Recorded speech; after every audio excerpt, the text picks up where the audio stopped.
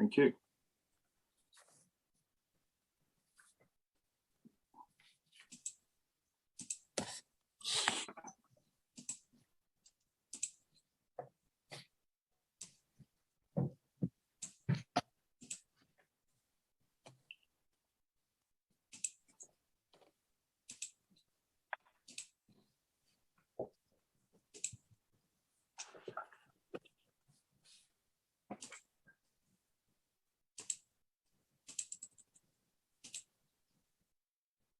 Okay,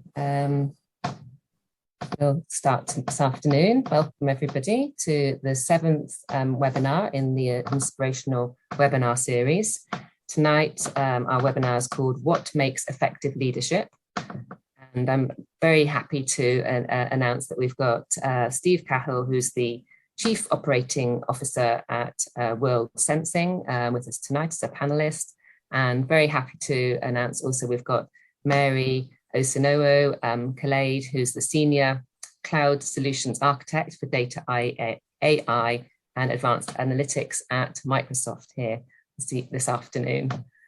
Welcome to you both, and I'd like to also welcome our chair, who's Dr. Diana Limburg, she's the Director of the MBA course at Oxford Brookes. So welcome to Diana. So this afternoon's webinar is going to be recorded. It's going to be around 45 to 50 minutes discussion, and then we'll have 10 minutes at the end, around 10 minutes to ask any questions that you'd like to put to the panelists. We've got the Q&A section at the bottom of the screen, so just pop your questions in there and we'll go through as many as we can at the end. So now I'll hand over to Diana for the rest of the webinar, and I look forward to hearing more from you both. Okay, thank you very much. Thanks very much, Molly, for organising this and for introducing us. Welcome also from me. So it's so good to see all of you here. Obviously, I can't actually see you, just so that you know that. I see exactly what you're seeing. So I will take Mary and Steve through a series of questions to get a good sense of their ideas about leadership, but also, of course, you're quite a broad audience with lots of different backgrounds. So by the combination of people with quite different perspectives, hopefully we will get really deep insights in for you. Given that I can't actually hear or see you, if you don't mind putting in the chat where you're currently based, so then I've got a bit of a sense, and it's also nice for each of you to know that we're here with a nice international audience. So just use the chat for that. There we go. Thanks, Johanna, for kicking that off. Lebanon, Horsham, Oxfordshire, and Cameroon. So it's really nice and diverse already. Suffolk, Barcelona, Norway, more Oxfordshire, more Suffolk, Catalonia. So yes, keep that coming. Thank you. I will try and do an overview towards the end.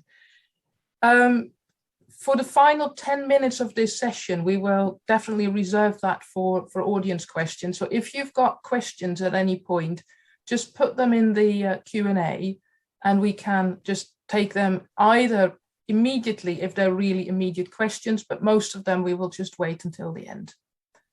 So hopefully that will all work out nicely. So to kick off, I will ask both Mary and Steve, but I will ask Mary to answer this first, just to give a brief overview of your career development. How did you get to where you are now? Mary. Thank you, Diana. Hello, everyone. So I'm excited to be in this session with our alma mater today. I come from an engineering background. I studied electronics and electrical engineering, and I've worked in a number of organizations. My recent to being Procter & Gamble, one of the multinational FMCGs, where I was the IT leader for the company's manufacturing plants in Nigeria.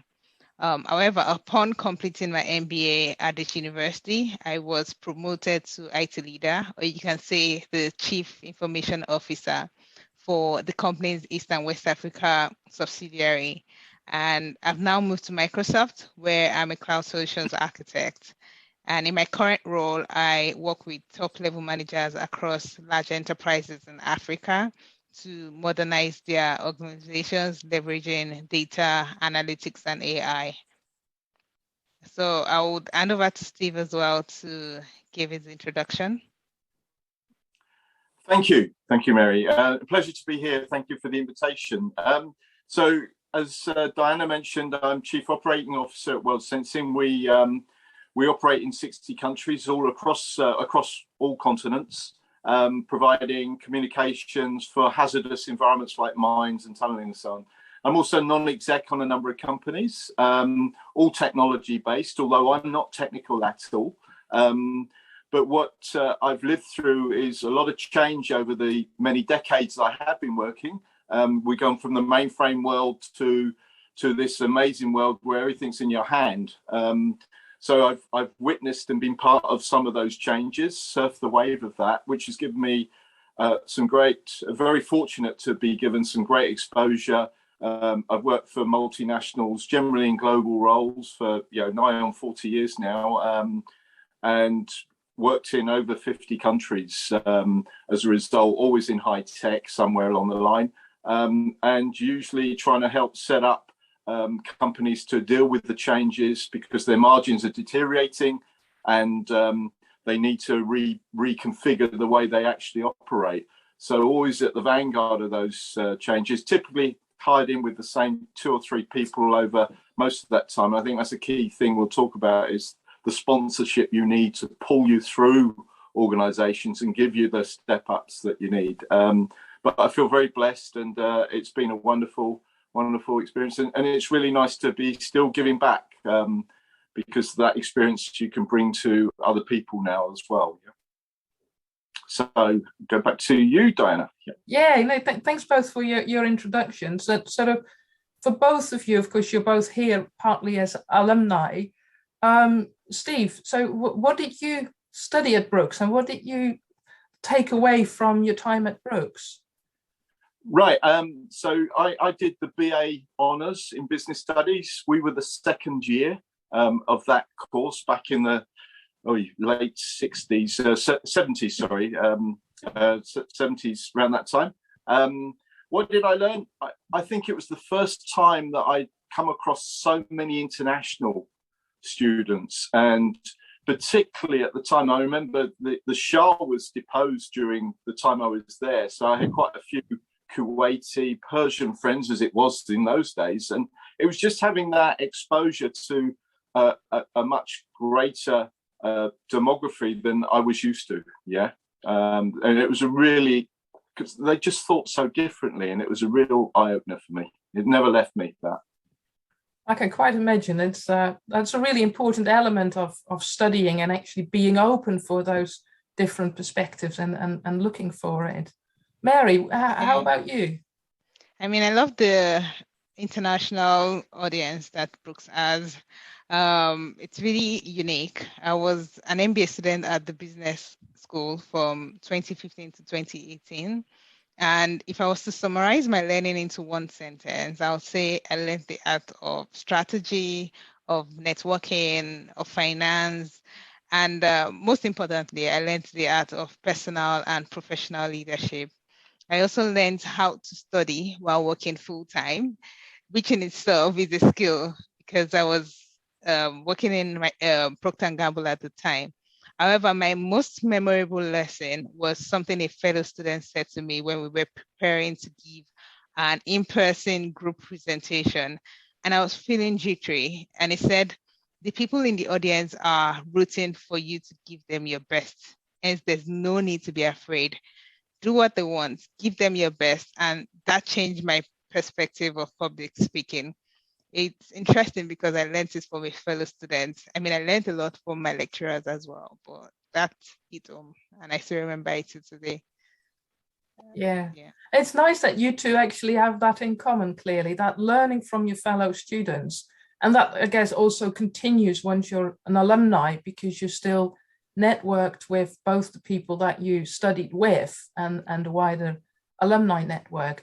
There was a specific question here for Mary that I will field now, and I can understand where it comes from. So somebody is asking, I guess in a way, how did you get, firstly into engineering, and then how do you move from engineering to where you are now?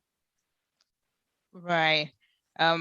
I studied electronic and electrical engineering, and I've always loved to fix things. So you'll find me helping people to fix their machines even before I was in undergrad.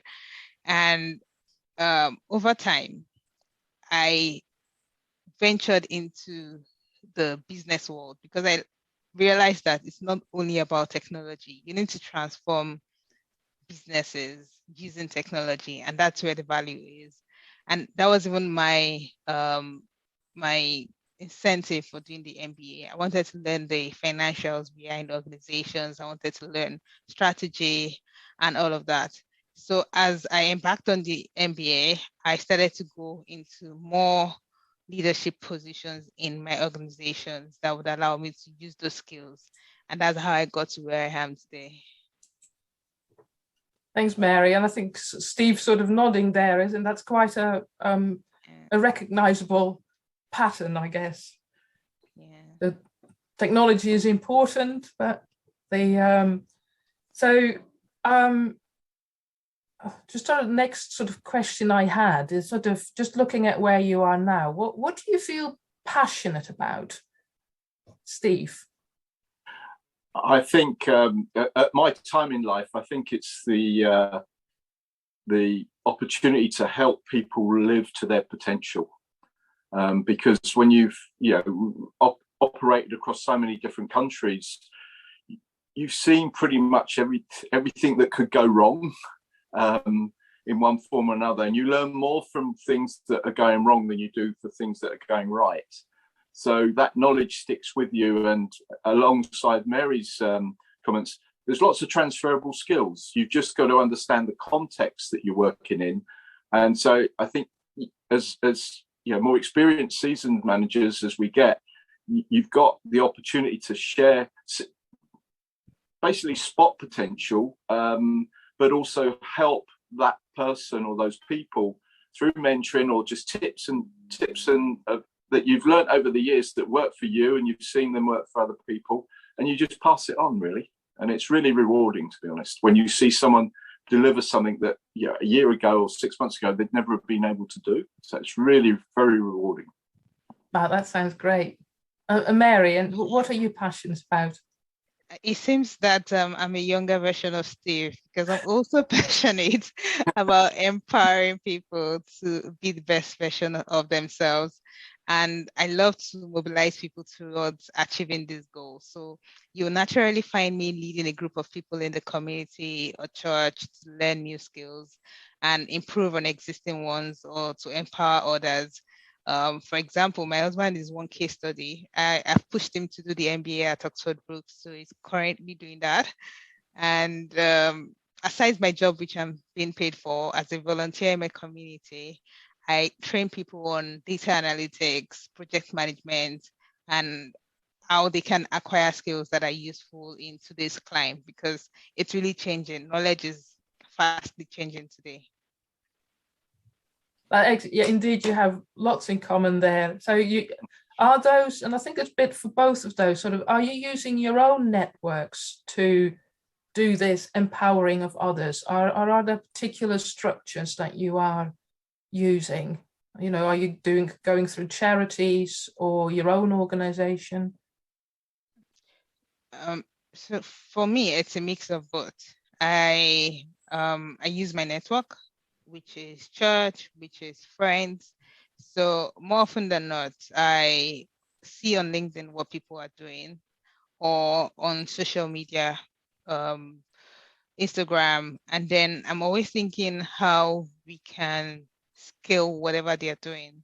So in the data analytics training I gave today, it's run by someone else. I go there, help them develop their curriculum, train the trainers so that they can also train others.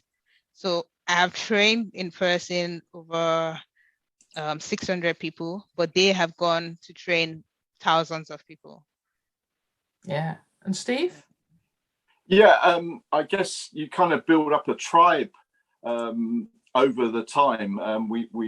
When you've worked through some of the difficult challenges we've had to overcome over the years, you're always under a lot of time pressure, cost pressure and stuff. So you really find out who's with you and who's not with you during those times. And those relationships stick. So I still helping people from 20, 30 years back that I work with, but also trying to something similar to Mary. I was invited to do some teaching out in Kibera in Kenya, and it's a slum village and stuff. And we went out there with all these aspirations about trying to help people. And actually, we were the pupils for sure. We learned so much because this is always a two-way thing. We learned so much about resilience, creativity, innovation, making the best of what you've got, all those things, and just sheer resilience. And we set up an entrepreneurs group. In fact, I've been in contact with someone this week trying to help them out on something where we set seven people up to create their own businesses. With not a lot of money, but it goes a long way. Yeah. Anything really. It's about how you divvy your time up, really. And you have to prioritize a little bit. Yeah, but that actually quite nicely brings us to the next question, which is about that managing of time, I guess, sort of, because there is always more to do than we've got time for. So how do you manage your work-life balance, or your work-life/passion balance? Well, I guess Steve? Terribly. Really badly, to be honest. I still haven't learned. I still get a lot of pleasure and fun out of doing what I do, and all the different things I do. So my daughter's grown up now. So I don't have those kind of responsibilities anymore. So I'm able. Nothing's like work for me. Everything's. You just find a way to turn it into fun, whatever it is you're doing. So I don't differentiate too much, to be honest, but maybe it was harder when I was younger, and you do have to make a lot of personal sacrifices. So you can't do all the kind of sporting things you should be doing to keep yourself fit and all those things. So, it's always been a struggle for me, to be honest.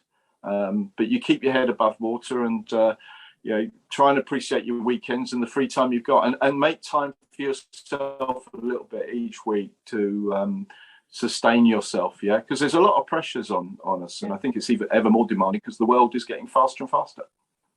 It is, and particularly when you're also ambitious and you want to sort of give in addition to what your day job is, that makes it quite hard. Mary, other than actually getting your husband to do the same thing you used to do. Yeah, so I consider work as life, and whether you're working for yourself or for an employer, the way I say it is balance is a sense of harmony that you derive from being fulfilled. So if you can, at the end of each day, know that, okay, I've added values to the world and I've made a difference, you're likely to feel this balance. And that's the way I say it. I have 2 full-time employments. One, I'm a mother to an 8-month-old baby who does not pay me. And then I have my work with Microsoft. So I'm also going to come and learn from Steve, because he mentioned that he has a daughter who is well grown. So I'm going to ask him how he managed this aspect. But yeah, what I do is to pen down my goals for different aspects of life. So for work, for my daughter, for my husband, for the community.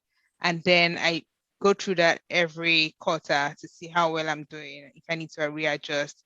And one of the key things that I feel is helpful is that I try to pick out what can be delegated, and then I actually delegate it. So some aspect of childcare can be delegated, some cannot. And that helps me to achieve balance when I'm able to delegate. Makes a lot of Steve, just in response to Mary. Yeah, absolutely. It took me a while to get there, but I used to do something similar to what Mary did. I used to look at my diary and cut it into 6 and figure out how much time I was spending with my family, with customers, with suppliers, with my direct reports. And I used to do that every 2 or 3 months to keep a check and balance on things. And then if I found it was imbalanced, I would deliberately book, say I wasn't spending enough time with customers to stay on the business theme rather than the personal theme, I would deliberately book meetings to fill my diary with customers to redress that balance proactively. But the other key thing you have to do, and I think Mary again has touched on this, is book time for yourself as well. And that's about taking care of you. If there's a regret I have, it's probably not talking to more people about some of the personal issues I had and things like that. Take time for yourself, because it just goes so quickly, believe you me. And I think that, you know, often we forget about ourselves and restoring ourselves. And it's about being present. And if you're running all the time, you cannot be present. And people feel it. Yeah. Now I think that's a really strong point there. And it's we're all balancing, we're all juggling, and we sometimes hit the wall. And I think it's important to talk about that with others, and actually recognize that we're all people and individuals, and indeed in a business context. And I think that actually, again, quite nicely takes us to in a sense, the core of what we wanted to talk about, leadership. Because, you know, that you've already talked about your passion about empowering others and sharing. So that's, I think, a first bit where already leadership comes in very strongly. So I first wanted to ask Mary. So, you know, you're here as somebody to talk about leadership. So I'm just first asking you, so how did you become a leader, and what kind of leader are you? Yeah, well, it's often said that to become a leader, you must first be a servant. And I want to believe that this was my path to leadership. I enjoy serving. While in school, I often took on electoral roles that will help me add value to the student society. And all of these roles that I took on made me a better leader. And the experience actually came in handy when I interviewed for job positions after school. And it has continued to open leadership doors for me. And I must say that the experiences so far, whenever I go into my interviews and I tell them, it's very difficult for an interviewer to say, okay, from a leadership standpoint, you won't be suitable for this role. So that has really helped. And in terms of the kind of leader that I am, I would say I'm a coach style leader, especially when dealing with people who have little experience but potential. They thrive when you're able to coach them, when you're able to bring out the best on them, ask them, how would you do this? What would you achieve? And all of that. And I learned that actually on the MBA. But when I'm working with someone that is experienced, I gravitate towards the laissez-faire leadership, where you actually allow the person to do their job the way they want, because it helps them to unleash their creativity. But very importantly with this, I make sure to provide clarity around the end goal. So they are flexible, but they know that, okay, this is what we want to achieve at the end. Thanks, Mary. That sounds good. Steve? I'd like to hear from you. I blame my parents, because I'm the oldest of 5, and they're all kind of the year after one year. So I guess you became the kind of the leader of the pack in that sense, and you took care of people, you kept your eyes open and stuff. And then I guess I have a real passion for a sense of fair play, and I like getting things done, and I like getting things done well enough. I used to call it 80-20 rule. I call it 60-40 now, because we have to hit and run so many things. But I think the combination of those things, and usually what's happened to me is that I've been pulled into companies rather than apply for them, because I think people see the work ethic. You don't always succeed, but you played fairly, you worked hard, you gave it your all. people like that, even if you don't succeed all the time. And I've had plenty of failures, believe you me, and they're the things that were the hardest to deal with, but probably when I look back, probably gave me the biggest learnings for sure, as long as you get over the emotional pain of the suffering you went through and the disappointment and so on. Yeah. So do you actually see learning as part of being a leader as well then? Absolutely. In terms of my leadership style, I've gone through different phases, obviously, because when you started out, you're sort of gung-ho, you're Sylvester Stallone, aren't you? You're gung-ho, you want to do everything and get the medals and all that.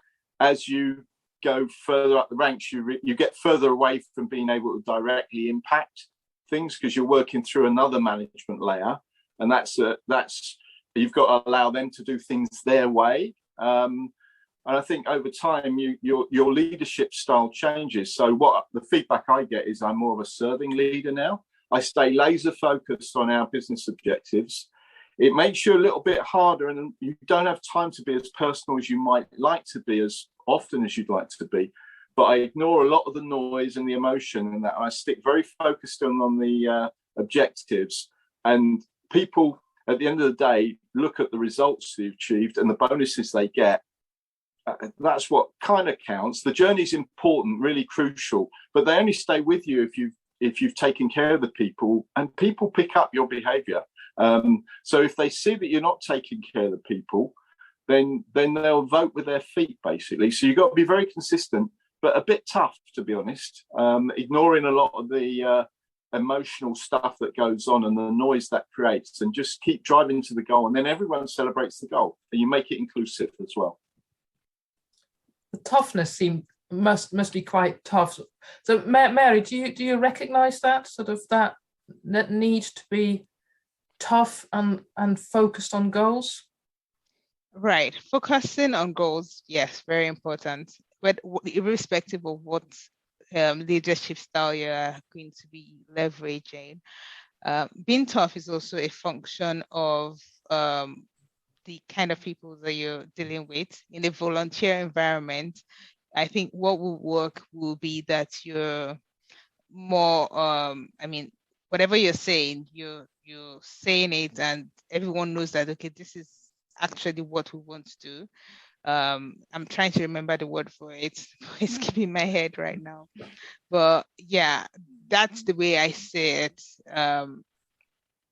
You knowing exactly what you want to achieve and articulating that, making that clear.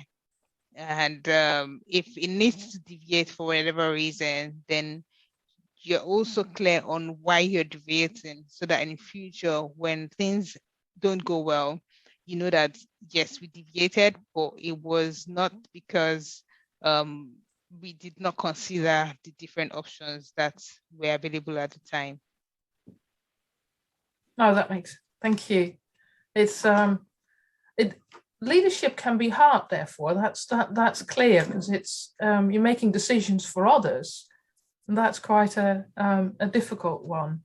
So I think you've already really started talking about your ideas of what makes good leadership. So I think starting with, well, let's start with Steve.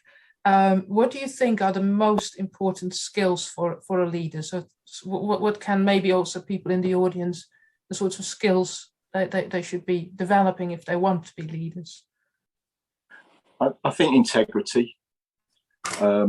You talk, Mary touched on it, you share the vision of what you are planning to do. So you lay out your stall in terms of what that means, where you're going to end up in a 6 months, year, whatever. And then consistency. Don't make things personal.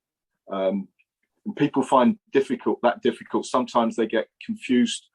You have to separate content from the way people say things, and people get confused between the two. So you can say something pretty tough, but if you say it in the right way, then people buy into it and they understand that sacrifices have to be made and so on, because if it was that easy, we'd all be doing it. And I think calmness is important as well. When you're under pressure, people need to, yeah, when I'm on a plane and it gets bumpy, I still to this day, and I've got God knows how many flights, I still look at the stewardesses or the stewards to see how they're reacting. If they're calm, I'm calm. You know, if I see them panicking, I'm panicking. Not that I can do anything about it, but I think you look to the leadership in whatever form that takes. I mean, a receptionist is a key leader in any organisation.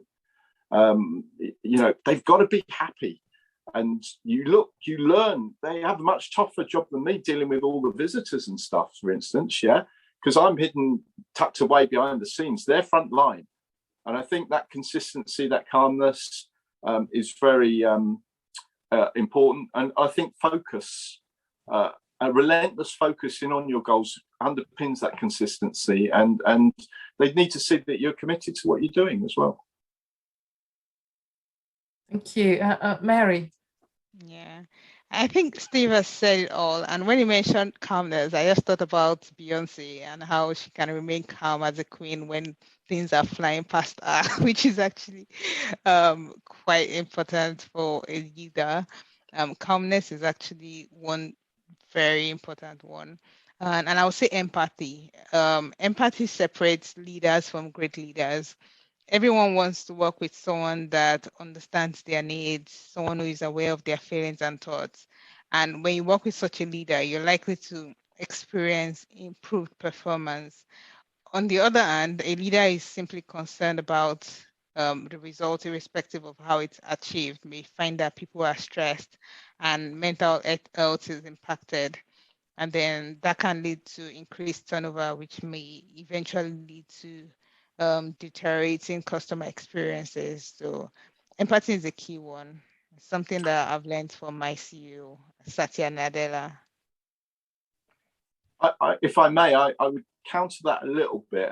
Whilst I agree with it fundamentally, I think if you go too far with empathy, you don't actually achieve your goals, and you may put more jobs at risk as a result of that. So there is a trade-off to this.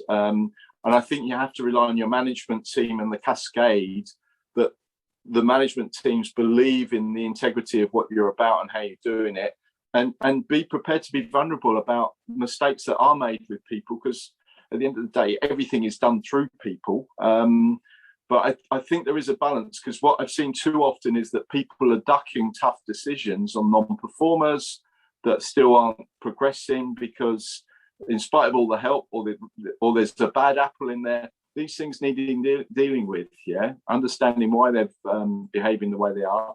But I think it's disrespectful to the people who are working hard to carry non-performers, and you know, it needs addressing. So you've got to keep the ship healthy. I don't suggest we go the Jack Welch way, which is get rid of 10% every year of the lowest performers relative to the organisation. But I think you have to have that robustness in the organisation to keep it improving, because the problems we face today are a lot easier than we will in a year's time. So we have a responsible leader to make sure the organisation's match fit as well. Right. Like you mentioned, it's really a balance. You need to balance the results also with how the result is achieved. The way it makes the difference it makes with empathy is that you're then able to do it in a way that people don't feel bad. So even if you need to make that 10% cut every year, perhaps because of your operating business model, the way you do it is the important. It's what makes a leader different from a great leader. Yeah. So I guess there's a bit of tough love, if I might put it like that, as in, and there's a Dutch expression that goes around that sort of kind doctors make nasty wounds. If you don't dare to make the intervention that will save the company, then everybody will suffer. And but it's indeed, if people trust you to make the right decisions, and also trust you to be honest, if in hindsight what you did wasn't the right decision, then I guess that's where that sort of balance comes in. Mary, you mentioned a CEO that you took some lessons from. And I was actually, for both of you, quite interested, and I know I didn't share that as a particular question in advance, but are there any leaders that you have experienced, or that you see maybe in the public domain that you think, those were real examples for me as leaders? So yeah, Mary, I have that from you. thank you. Yeah, you may not know this, but your approach to building the MBA community and your LinkedIn post inspires me.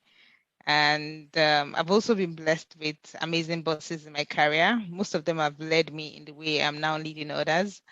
And the leaders, aside the bosses, the other leaders I admire include my dad of blessed memory. He was a pastor, and he was leading a congregation of people at several times. I also admire Barack Obama, actually, and my current CEO, who I've mentioned, Satya. Satya's son recently passed away.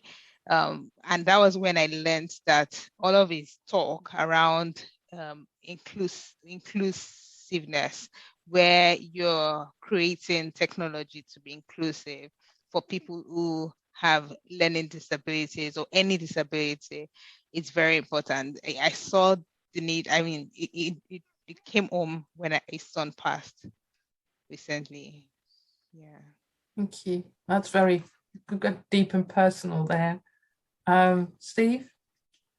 Well, when I was asked this question probably 20 years ago, when markets were really tough and trying to recover margins and all that was really, I remember answering it saying Rod Stewart, because he's a leader and he has a lot of fun doing what he likes doing. And I didn't have a lot of fun during those times. So he's not a conventional leader, but I've been blessed to work with a number of different people. So I won't say public names necessarily, but people like Rohan Chamugam, who was he was our CFO at Equant.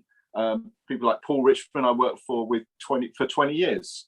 And in 4 different companies. So these kind of people, a guy called Matt Treese, where he changed everything we were focused on cost-wise. He changed everything to a value focused, and that never left me, because you can still manage costs and all those good stuff, but if you add value as a concept, it really makes a big difference to the way you look at things.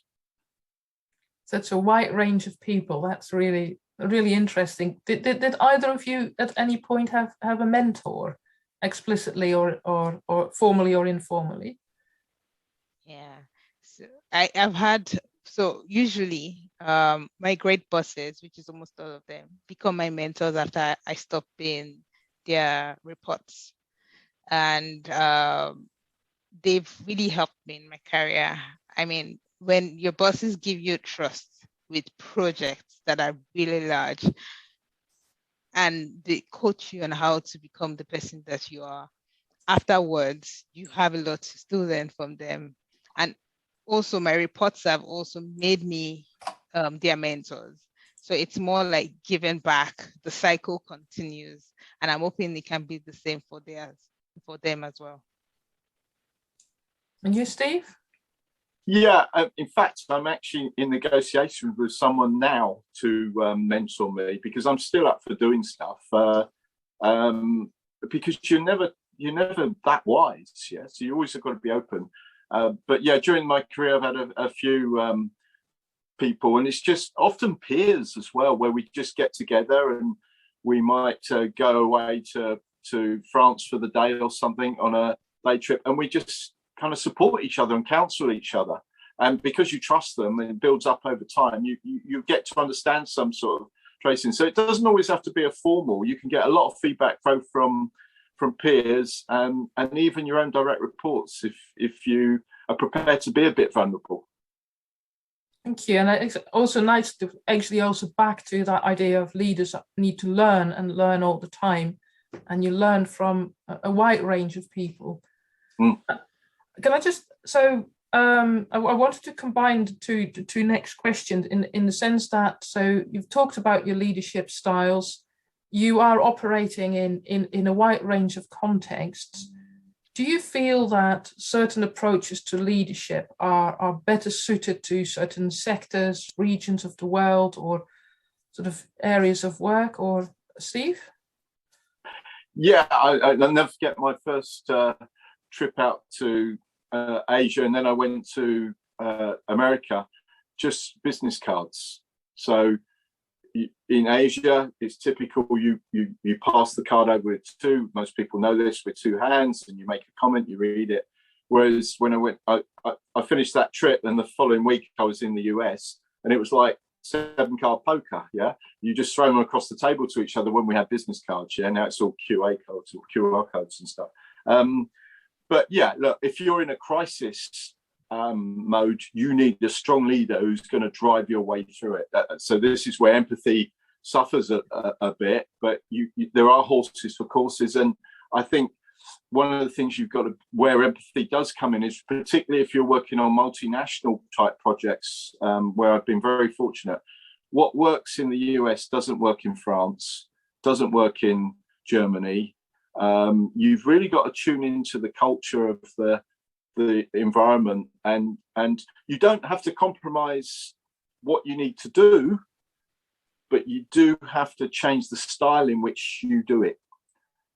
And again, that's where empathy does come in, but there's no compromise on what needs doing. Thank you. Yeah. Mary? I mean, Steve has mentioned the differences across regions of the world.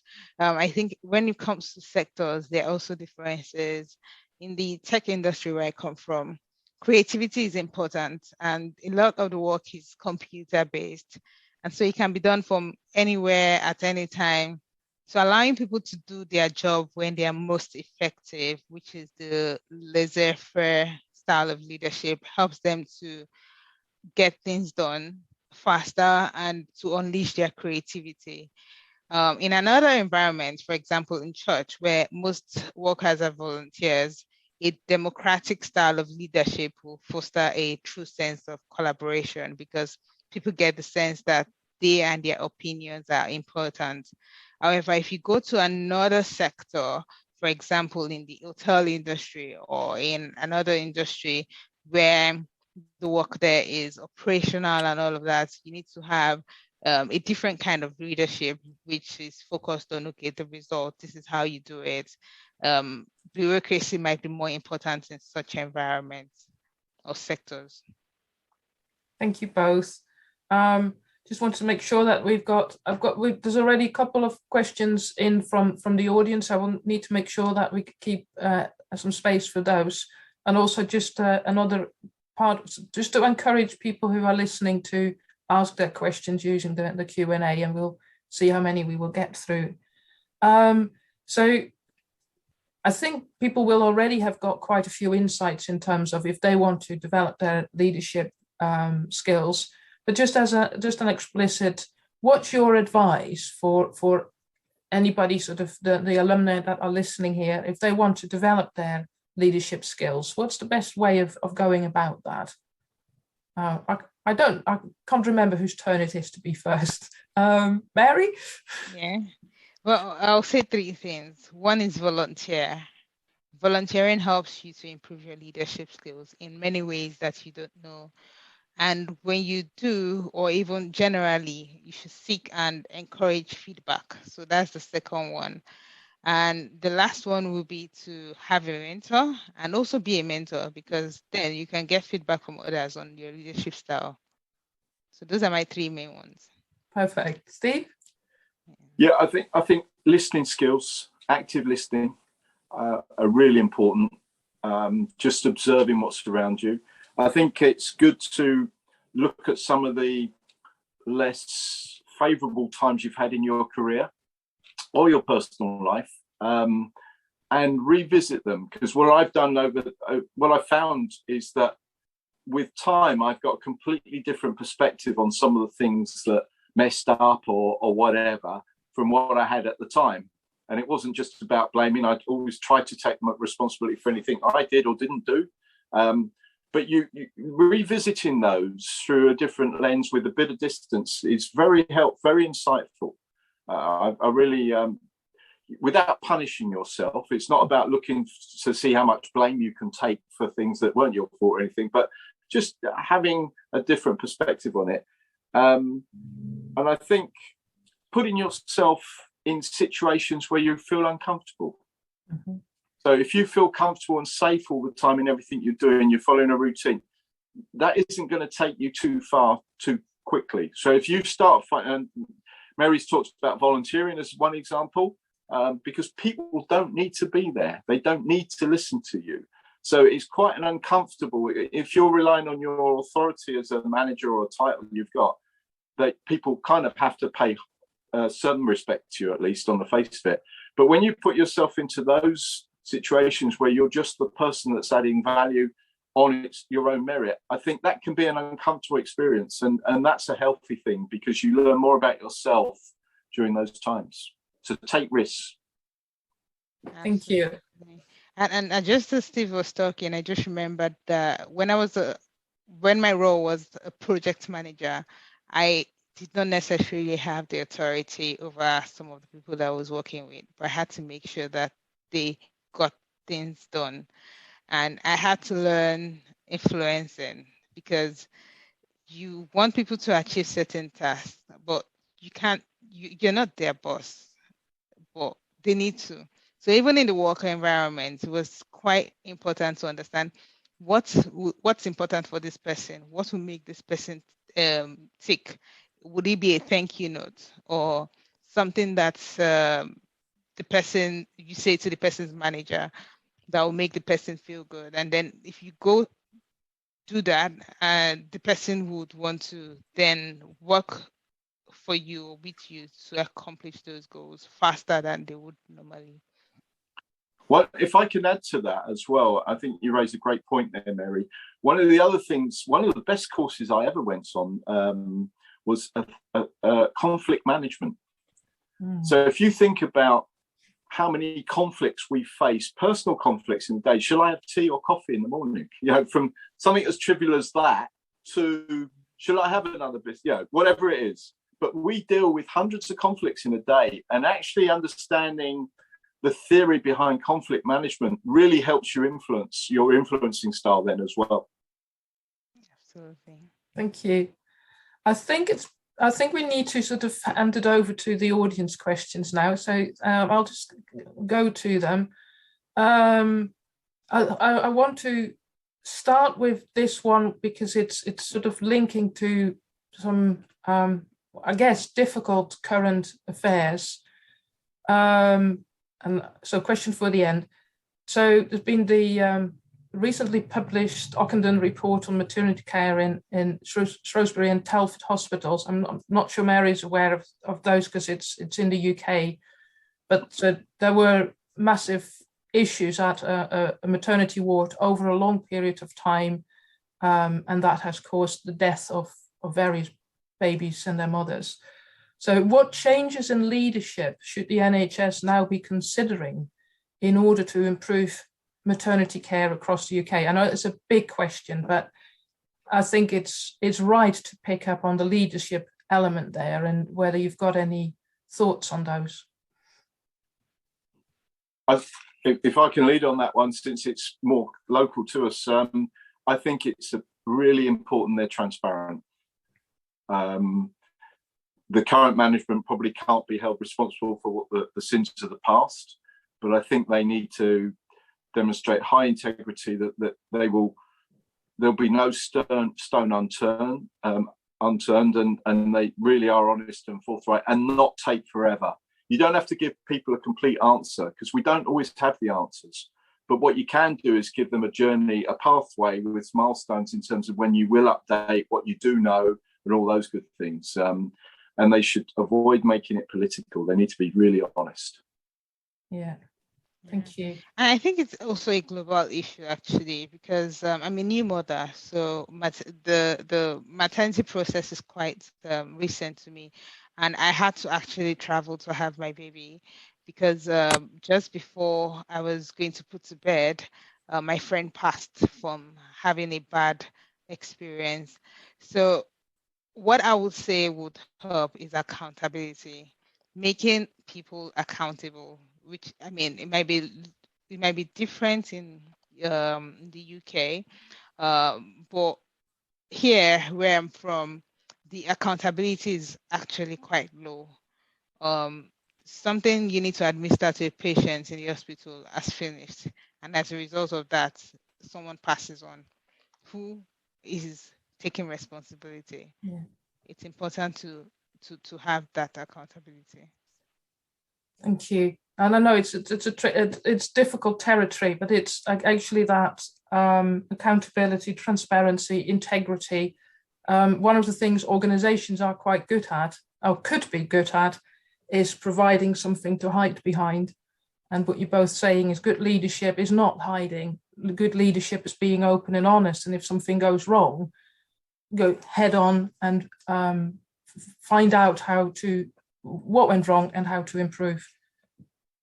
Einstein said which I think was really smart. He spent 95% of his time trying to understand the problem, 5% on the solution.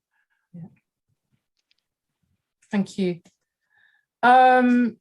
So another question. So it's a good expression that leadership is about making people thrive, similar to trees needing a good environment to thrive. But if somebody in your organization, in your team isn't thriving, what do you do? Sort of, do you cut them off? Can you help them to adjust their environment? Well, if I may take this one, putting people where they are best suited for is one aspect of getting them to be the best at what they do. So there are some people who love to do operational work. If you put them in a place that requires creativity, they will struggle. And there are some people that if you give them something that is the same over and over again, they start to suck at it. So understanding where people are best suited for is one very important aspect of leadership. Even you as a person, you want to know which is your preference. I prefer a projectized organization or something that I wouldn't have to do every now and then. Like if it becomes something I have to do regularly, I would rather give it to someone else to do. So understanding that also of people is important and helping them thrive in that sense. If someone is struggling, understand what exactly they're going through and how they can thrive. Yeah, I would again second that. I think you've got to. These things can become the elephant in the room. No one wants to talk about it, but I think it's disrespectful for the performers that if these situations aren't dealt with.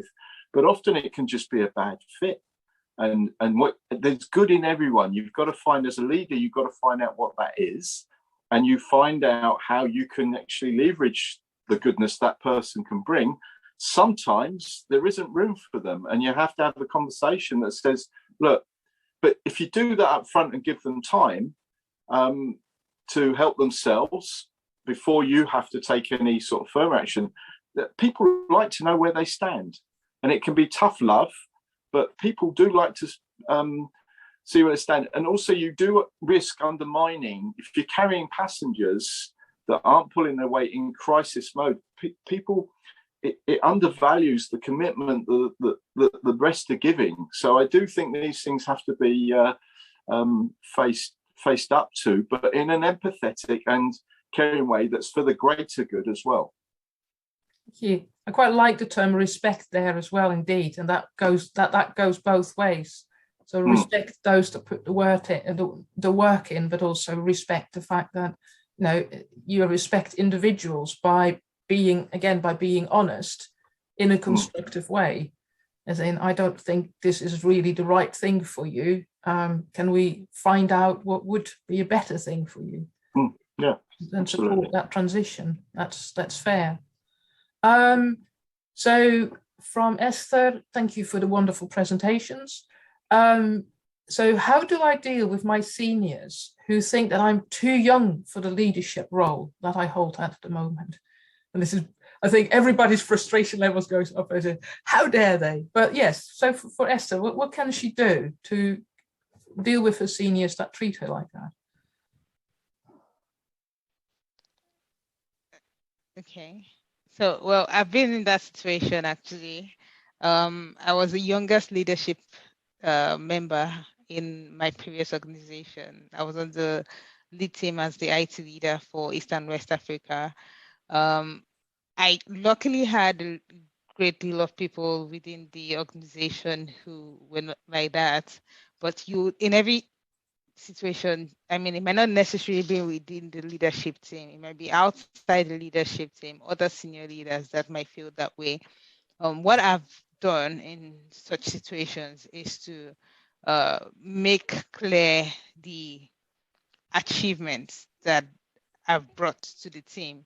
So, for example, if you're in sales and I'm supporting you from a technology standpoint, and you're seeing the results, people are using the technology, you're able to make real-time decisions as a result of the technology, then, and I'm articulating that to you. So it's not enough for you to just say it. I'm also telling you that this is the results. We've been able to achieve 3% increase in revenue, 30% reduction in cost, and all of that. Articulating all of that to those kind of people helps them to see that, oh, this person is actually more valuable than I thought, and the diversity of age is not a barrier, but it's more of something that is helping us in these organizations.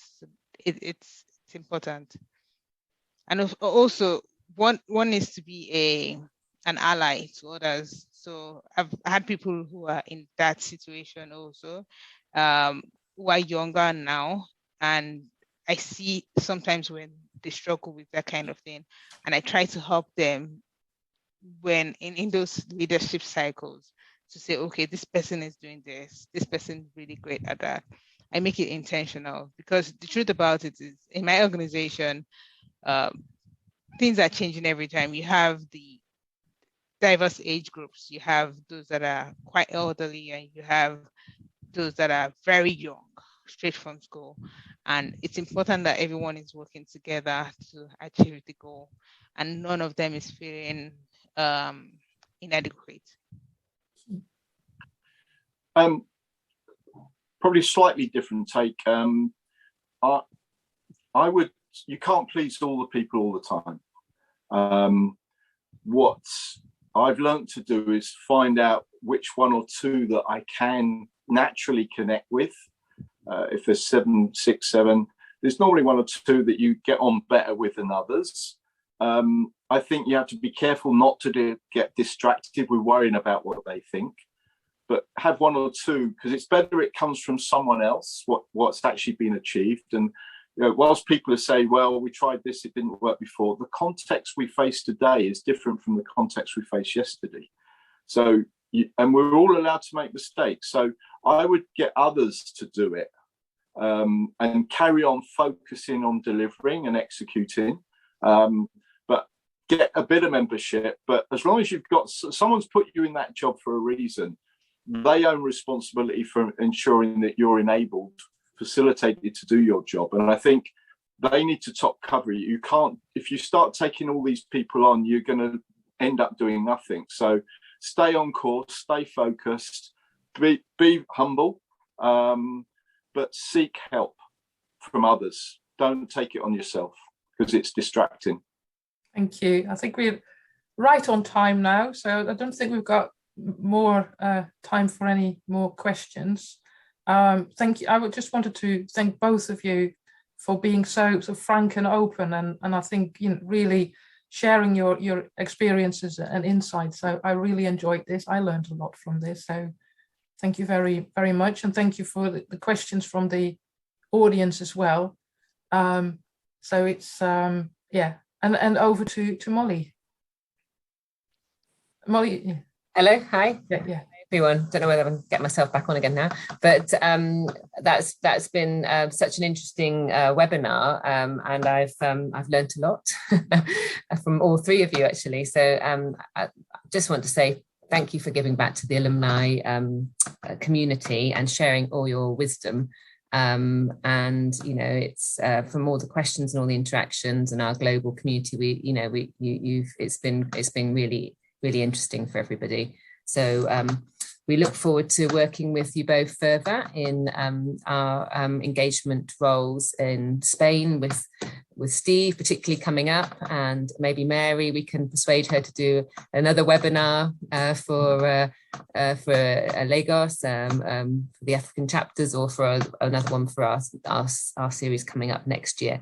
So thank you very much, and thank you also for Diana for chairing so well this evening. So to the audience, I'll let you get on. Last webinar is next Tuesday, which we've got our branding consultant, Johnny Paulick, who is talking to us about ethical branding and making a difference. And that's next Tuesday, if you'd like to join us then at 5 o'clock. A big thank you to everyone again, and look forward to seeing you all soon. I will close now. Okay. Thank you. Thank you. Thank you. Yeah. Have a good evening, everyone. Have a great evening.